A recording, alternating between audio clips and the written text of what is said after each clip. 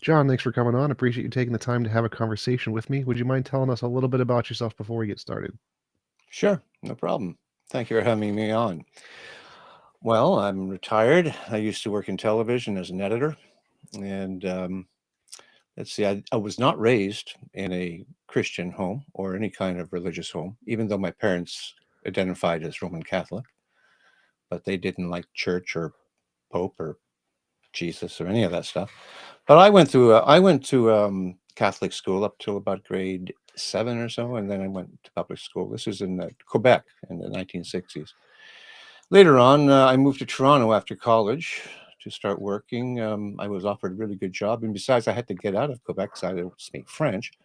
And by the way, we were immigrants. We came to this country from Hungary. We escaped, well, my parents escaped. My mother was pregnant with me, so from Hungary, and during '56 revolution, and I was born in Belgium, and as a result, I was given a middle name from a godfather, somebody there, whose name was Christian, and that's why my middle name is Christian. My last name is a Hungarian name that people have a hard time pronouncing, so I just simply go by John Christian, which became kind of interesting. And I only went by John Christian as a musician. In real life, I go by my last name. It became interesting when I became an atheist at age 57, though I more or less deconverted at age 46. But I still remained a deist. So technically, I still believe there was a God until age 57. And then I found communities online, and John Christian is kind of a funny name for an atheist, I know.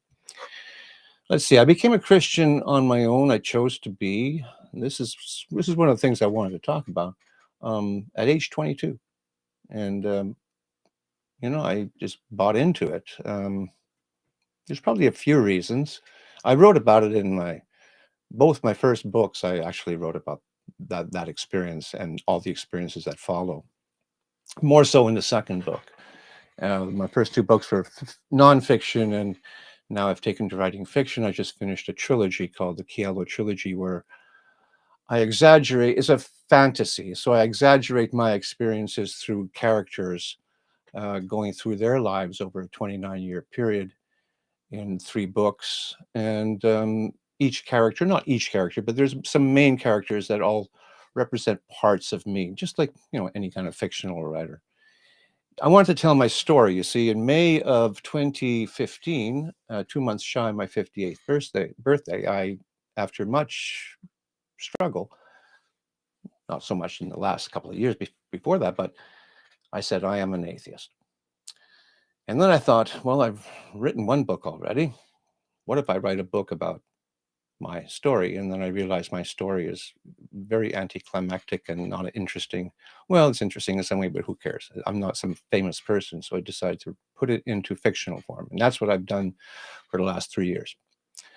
I couldn't do it right away in 2015. We were going through some difficulties, financial difficulties. We ended up leaving Toronto, and I bought this little house in Nova Scotia for retirement. And unfortunately, retirement came a little early. When I was 60, I had a brain aneurysm, and that was the end of my career. And this is where I've lived now for 5 years, and settled into it. It's been a rough 5 years at first. So how did I become a Christian? You may want to know that. Sure. Want to know? What else would you want to? Anything's fine. I'm sick, so my brain is not working at 100% right now. I have a cold. Well, that's basically in a nutshell. I've thought about this idea of choice. I hear a lot about, I'm not saying, I don't generalize with atheists or theists or anybody for that matter. I figure there's differences, subtle that they may be, sometimes not so subtle. But there are differences between people because we all have different experiences and different ways that we evaluate stuff. So when I hear that you don't choose what you believe, I have 2 thoughts about that. One, that it's possibly true in some cases. In fact, like I don't have a choice that I was born in 1957 or that I have white skin or I was born to immigrant parents and my first language was Hungarian. I didn't have a choice in any of that stuff. But I remember from age 14 onwards, I I was pretty willful. I made a lot of choices, and some of them not good, and some of them good because I ended up having a good career. And still, I made bad choices, but and good choices. So I don't understand this, and that's just choices necessarily that aren't religion. So I think to myself the argument for you don't choose what you believe may, in my life, be proven by the fact that I went to a Catholic school and we had a religion class. I have to tell you, I learned nothing about Jesus or anything. I have no memories about whatever. I hated it. I thought it was stupid. But then, when I was 10 years old, in the summer of my 10th year, there was a knock on the door. I answered the door. I've told the story before. There was a lady right there, and she handed me a Bible. I never touched a Bible. We didn't have a Bible. There's no Bible in our house. And she started telling me about Jesus loves me. I still have that Bible, and it's not a Jehovah's Witness. It's not a Mormon Bible. It's an actual just King James, boring old King James Bible. And she said, Jesus loves me, and this is my gift from God because he loves me or something like that. Never heard that message before, even though I went to religion class in Catholic school. It was all about sacraments and, I don't know, confession and nonsense like that. Never really talked about Jesus in the way that Protestants do. And so my mother saw what was happening, and she chased the woman off the property. I hid the Bible, and I thought there must be something to this. I'll get back to this. And I tried looking at it for years. So, okay, you can say that influenced me in choosing Christianity when I was looking for something to believe in, like religion-wise, because I had no religion in my life. As to why I felt I needed religion, well, that's an interesting thing. I think I was lonely. I just moved to Toronto, and I've always been very soft on the idea that there must be some kind of God or energy. I don't think that way anymore, but I was soft to that idea. Passing by the Scientology building in Toronto, I got pulled into that. I did that test. Yes, I did. And my personality is not good. It needs adjustment or something. I thought the whole thing's nonsense. I met a girl outside the Eaton Center. She asked me if I wanted to have lunch with her. I was 22. Single. What do you think I said? Sure. So I followed her to some house. We went inside. She disappeared, and I was ushered into a room with a bunch of guys who tried to get me to go on a weekend retreat. They were the Moonies. So I got out of there real quick. I kind of been around this sort of thing about, I should do something about this. I went to Buddhist temple to meditate. That didn't quite work out, even though I got a Buddha back there. But that's a whole different story. Later in life, I went to the Krishna temple in Toronto. That didn't work. All kinds of stuff didn't work. But to give you an idea, I live in a town now with 2,800 people. And in this town, I've counted 7 Christian churches. There's nothing else. So if you wanted to be spiritual or wanted to believe in something, there you go. So there's something to the fact that you don't choose what you believe. I understand that. Because I turned on the television and I started watching televangelists. This is around the same time when Cat Stevens switched his religion to Islam, and I really didn't understand how you even get around to that unless you're born into it. But yeah, that's basically what happened. But the thing is, at 22, it didn't last long. I finally found a girlfriend, and she was more interesting than going to church on Sundays. So I stopped going to church and said to myself, I'll just continue being a Christian without going to church. And I did that all the way through to about age 34. By that time, I had married somebody, not this particular young lady, but somebody else. And we had a 4-year-old son at that point already. And we both had experiences in our past before we met each other about going to church and whatnot. And we said, for the sake of our son, let's just go to church and do that sort of thing. Maybe that's a good thing we should do. We've done enough drugs and while living, which we did, because the two of us were in a band together, my ex-wife and I. She was a singer, and anyway, so we did, sex and drugs and rock and roll, all that stuff. And so we cleaned our act up and we decided that's what we need. And so that's how I got into Pentecostalism. And it just snowballed from there. I was 34. And I was 46 when I walked out. And a year later, we were separated and got divorced. but there's much more to the story that is very personal. Doesn't really add to the idea of why I left Christianity. I never wanted to give the excuse that I was mistreated in church or the pastor didn't like me or I argued this point or that point. I actually went to seminary. I only did 2 years of the 4-year program because you can do it online here in, well, not here. I'm trying to live in Nova Scotia. When I was in Toronto in Tyndale, I wanted to be an apologist. I wanted to write books. I wanted to dig deep. I wanted to show that other Christians have got it wrong. Things like the second blessing and speaking in tongues, I didn't agree with. You may wonder, why did I go to Pentecostal church? Well, I got drawn into it, and my wife and my son were deeply involved in it. And if I was to go to a different church, well, then that would be kind of weird. And besides, I was on the worship team and good musicians, I must say. That was a lot of fun. The musicians were cool. I always liked the musicians. But it was me delving deep into the Bible, and not just what it says, but who are the ones who said this? What is the proof that we have that these documents are what they say it is? When from the pulpit, the pastor says, turn to Deuteronomy, whatever, and this is what Moses said. Wait a minute, what does that mean? Moses, according to them, and Moses lived somewhere between 13th and 14th century BC, and yet these documents were written perhaps between the 7th and 8th century, perhaps some as early as the 10th. So that doesn't make sense. Started delving into how did the New Testament come into being. All the same things that we've heard on other really much coming out of much smarter theological people than myself. I'm an artist. But that's what happened to me. And I started moving further and further and arguing with people who argued with me. And yeah, it got ugly, but that's not why I left. It's because it no longer made sense. And the further I get from it, the less sense it makes. It just sounds like really bad fiction. And why people pay attention to it, I don't know. It's not even well written.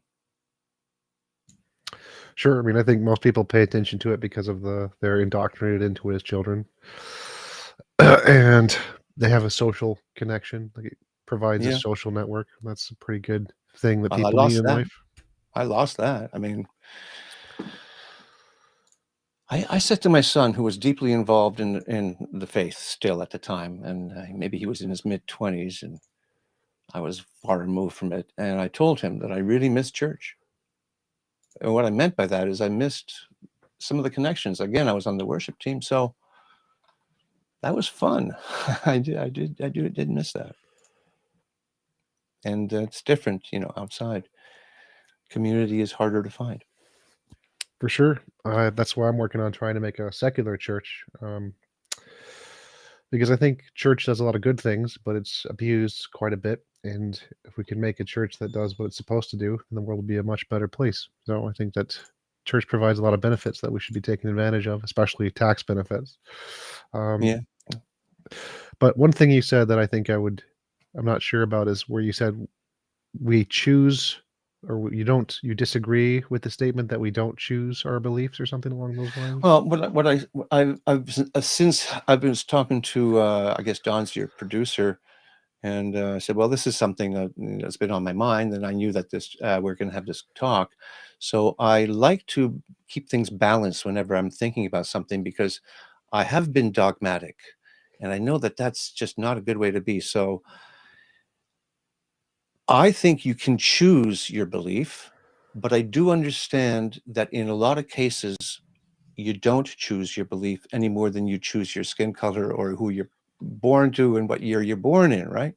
Because you could be very likely born into a very religious family, and there you go. But not only that, like I said, if you're not even religious and you're living in this town of 2,800 people and there's 8 Christian churches and nothing else, I guess you're going to wander into one of those Christian churches, because there's nothing, if you want to be all spiritual and whatnot.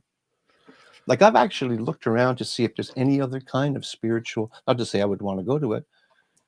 And all of Nova Scotia has 2 mosques. And of course, it's in Halifax and Dartmouth. There's actually 4 Hindu places of worship. I thought that was surprising, but they're all scattered around. Like if you lived here and you're Hindu, you'd have to drive a long way to get to your temple and do it. So yeah, I guess that's what's going on here is Christianity. So my position is I don't think we can actually choose our beliefs. I think they're determined by reasons. So I think that your brain is designed that it absorbs information, and if it has enough reasons, then you're going to believe it, and if it doesn't, then you won't believe it. And so I think it's determined what you will believe and won't believe. I don't think you actually have the ability to choose it any more than you have the ability to choose like that you believe the world is round. Like if you just try for a moment and convince yourself to believe the world is flat, it's a very difficult proposition to accomplish. And so I think that what you believe isn't a choice, it's more determined by prerequisite reasons that your brain is open to. And if you are presented with those reasons, then your brain will accept it. And if your brain isn't designed that way, it won't accept it. I don't think there's any way to freely choose one way or the other. Oh, that's an interesting point. And I agree in your definition of choice in that context. When I was 17, I heard on a Frank Zappa album that just came out, and I bought it, his reference to Zen, and I didn't know what that was. And I thought it sounded cool. So I went down to the bookstore because there was no internet or anything like that to look it up. And I lived near a bookstore. I didn't go to a library. And I asked if they have any books on this thing called Zen, whatever it is. And then the person led me to a book. I started reading it. And I have not put that out of my mind, some of the twisted ways of thinking that through Zen. I mean, I'm not saying I understand it fully. I don't think it's possible, but it has influenced me. Absolutely no question about it. I don't think it conflicts with my atheism at all. It's one of the ways that I think, which I found that when relating to other people who have no connection to that at all, would find it confusing sometimes the way I speak and think. So did I choose that? I would say probably not. I would say that again, I think your brain was um, organized in such a way due to neuroplasticity that when you were presented with the information, it fit with your worldview enough that your brain accepted the information. Okay. And so I don't think it was a choice. I think it was more that if you are presented with information that fits with your worldview and adds something to it, then you're going to accept it. But if it doesn't, or if it conflicts with your pre-existing worldview, then you're probably going to deny it. I don't Okay. think there's, I think the way to phrase it is that any decision you make is either going to be determined for reasons or it's going to be determined by no reason. If it's determined for reasons, then it's going to be deterministic, and so you don't choose it. And if it's determined by no reasons, then it's completely random, which means you didn't choose it. And I don't see a third option. So I see either that your decisions are going to be made by predetermined reasons or they're going to be made by absolutely no reason whatsoever. And neither of those seems to constitute a choice in any context. Cool. Well, I could always stand to learn things because I've had to analyze some of these things that I did. And I told a very short and quick story off the top of this whole discussion, but I'll now focus in on what caused me to go and be spiritual. Let's just call it spiritual. And of course, you turn on the TV and I watched PTL Club. I did. And I didn't really totally like it because the characters were creepy. Music was good, creepy characters. But in Canada, we had something else called 100 Huntley Street. Not so creepy, very Canadian. Kind of dug it. Music not as good, but not bad. Well, I had long hair when I was younger. And I believed in peace and love and that kind of stuff. And I'm sort of a young hippie, I suppose, because I wasn't really, I was 10 in 1967, but I I love that kind of like make love not war stuff. And when Jesus was presented to me, he was presented to me as a loving character, and he fed the poor, and he healed people, and then I learned about this group in the United States through which there was a lot of really cool music, and they were called the Jesus people. So I guess these were the so-called Jesus freaks of the early 70s and mid to late 70s. So by the time I got to the point of being interested in that, it was a rich community of long-haired Jesus freaks. Now I didn't personally know any because in Toronto it hadn't reached it, but I was aware of it going on, and I identified with that type of Christian. By the time I got out of it in my 40s, I realized it through many stages how it's not that at all. I'm a very left-wing thinker. I wouldn't call myself socialist, though I have called myself socialist in the past, but it's got a bad flavor, and I just don't bother with that word. But I do put people before profits. Here in Canada, I vote NDP. I'm just a left-wing thinker, a progressive left-wing thinker. And that's how I interpreted Christianity in the beginning. And slowly I saw it being exactly the opposite. And that really set off some red flags for me, and I had to investigate why is it that they have to be like this when I didn't see Jesus being that way in the first place. That was a strong curve I had to follow before I got out. Sure. For me, it was depression. I had major depression. I believed in an all-powerful, all-loving God who cared about me more than anything in the world, but he wasn't doing anything to help me. And after praying for years, morning and night, nothing happened, and I was just unable to continue to believe that such a being existed. So I lost my faith around 17 or 18. I wonder what that's like. I've been a late bloomer in everything I did.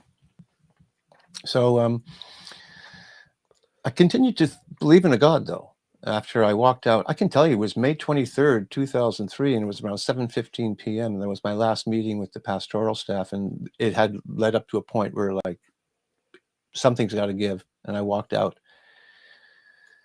It was 2012. So 2003, I walk out of the church. I'm not a Christian anymore. Still believe in God. 2012, I'm remarried. And I say to my wife, and she knows these stories. She knows the intimate stories. I said, I'm thinking of going to a church. And he goes, really? Why? Well, just for the social reason, So I went to a nondescript sort of Baptist church, and little church, whatever. And it seemed okay. You sing hymns and there's a sermon. I disregarded the sermon that if they're trying to teach me something about the Bible, that's not going to work. And I thought I'd just make some friends. I don't know what I was thinking, quite frankly. So that didn't work out, and I stopped going. There's more to that story. It's in my book. It gets pretty weird and funny, but at the same time, I found out that some of the people there were young earth theorists, and I cannot stand that way of thinking. I don't understand back then. I disagree with, I don't see how that's part of the religion at all. But that's just me, I guess. It really demonstrates a lack of intelligence, and I just don't like that sort of conspiracy thinking. There's a question from the audience from JJ. He asks, if you could rethink about religion with less bias, could you try, though, to have a thought experiment and see if it makes sense? Well, which religion are we talking about? I mean, there's so many, I think he means any religion, or particularly Christianity is probably the most common one. Christianity is common, and it's actually very simple. And they make it very simple in the beginning. I'll tell you, I went to a Hindu temple after I left Christianity. For close to a year, I went to a Hindu temple, not wanting to be Hindu. I just wanted to see what it was like, and they welcomed me there too. And I did all kinds of rituals that they do. They let me do it. Very complicated religion. No, Christianity is much easier. I called the mosque and wanted to know what it would take for me, a non-Muslim, to go and, go where you worship. It's not so simple. I had to learn Arabic and all kinds of things and come in for an interview. Okay, very complicated. But you go to any Christian church, they welcome you. There's a sign out that says, welcome all. So the question, could I try to have a thought experiment? Well, I do thought experiments all the time. I write every day. So it depends on the thought experiment and see if it makes sense. If we're talking about Christianity, I've ruled out the things that is claimed, the tenets that are necessary to believe. I ruled them all out. I see no reason to go back over them and go, over each one and say, have I really examined this? I did. you know. So we'd have to talk about some other religion than Christianity. In fact, there's a lot of problems with Christianity, and I'm not angry at it. I do get what would be the emotion? I take an alarm to it when it's used when it's there's a strong arm behind it, and we don't have that in Canada. I don't know. I've never seen it here. Of course, there's religious people here. Someone's living right next door to me who believes the planet is 7,000 years old, but it's not the same thing. In the United States, though, we know that they're infiltrating into the political world. We know that, and they have a lot of influence. Those evangelical leaders, and that I'm against. I'm not even American, but I'm against that kind of stuff. So I don't know what kind of experiment you want to do with Christianity, but it's not going to work with me. If you want to talk, say, about Baha'i or Zoroastrianism, we'll give it a shot. My Kialo trilogy is based on my comparative religious studies. So that's what I do in the trilogy. I examine as many religions as possible. I just put it in a fantastical form with using different words and journeys people have to take to get to places and do things, form relationships, and get out of their religions, but then meet people who just, are, very fanatical about it. For me, for religion to make sense, it would have to be based in evidence. I think that would be the hardest thing because I don't think religious claims usually are based in evidence. No, So I think claims that are made that are unfalsifiable are just as bad as claims that are just overtly false. So if you claim there's like a being outside of space time or something, that's just like claiming that there's a round square. It's just not coherent. And so to make religion make sense, it would have to be based in evidence like science. And I think that would create a hard contrast because I think religion by definition isn't based in exactly. science. Then it wouldn't be religion anymore. I know that you do debates. I've seen you do some debates. I've seen others do debates. When I first became, or well, I don't know, I don't know what to call it, but when I first said the words, "I am an atheist," and there were reasons that led up to that. This actually happened. I didn't. I used YouTube for music, or I didn't even use YouTube all that much. So soon after I said to myself, "I'm an atheist," I was curious. Is there anything about atheism on YouTube? So I put in atheism, and you can just imagine what came up. So then, yeah, in the beginning, I went through all these old shows and watched, debates galore. Now, and for the past, especially 3 years since I've been writing the Kialo trilogy, and now I'm writing a prequel. So I'm writing the synopsis for the prequel, and each book, the first one is called The Way to Kialo, a fictional analysis of delusion. So I start with delusion. The second book is The Barnabas Trail, a fictional analysis of anti-intellectualism. We know what that is. And in fact, I was writing it during the time when, there was a pandemic and there was a lot of that stuff going on. And I just finished and published a third one called The Kialo Expansion. It takes place 22 years after the second book, and it's called A Fictional Analysis of Bigotry. That's a big one. So the prequel is called Eldridge, a Fictional Analysis of Faith. Because for me, I don't see a point in talking about Kalam, beginning of universe. Nobody really knows what they're talking about anyway. I mean, Lawrence Krauss may have a better idea than you or I, but otherwise, sometimes there's discussions about creation versus Big Bang, and I'm going, yeah, whatever. I don't know. But I'll tell you what, faith is the only thing worth talking about for me, because everything seems to come down to that. When a theist wants to present whatever evidence, there isn't any, it always comes down to, well, I have faith. Well, so do other religious people. So what is faith? I don't quite understand what faith is and what its value is. I don't see it. I want Yeah, to devalue faith. Sure. It's the R and Ra position. Faith is the most dishonest position you can hold, or something like that. Yeah, it's pointless. It's a pointless thing. Sufyan asks, what do you think of Islam? I think of Islam like I do of any other religion. I think Islam is about 600 years. This is just some weird idea that I have, and I could be wrong, but it is about 600 years after Christianity.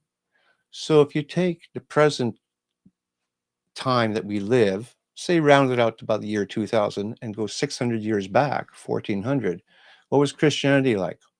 It was doing some pretty horrible things. And that's where Islam is at. So Islam is a new religion, and it's going through its unfortunate growing phase. And they actually hate each other. Shia and Sunni just can't stand each other. And so they're just going through a really bad growing phase, and we have to be witness to it. But what do I think of Muslims? I welcome them just like anyone else. I think, for instance, here in Canada, there was a big kerfuffle with, and I didn't even vote for the Liberal Party, but whatever. Trudeau created this position, this anti-Islamophobia position, and of course, it's a Muslim person, a woman, who's going to head up this commission to work against Islamophobia. And people got, not everyone, but some people got outraged. I'm going, yeah, that's good. That's good. We should have less Islamophobia.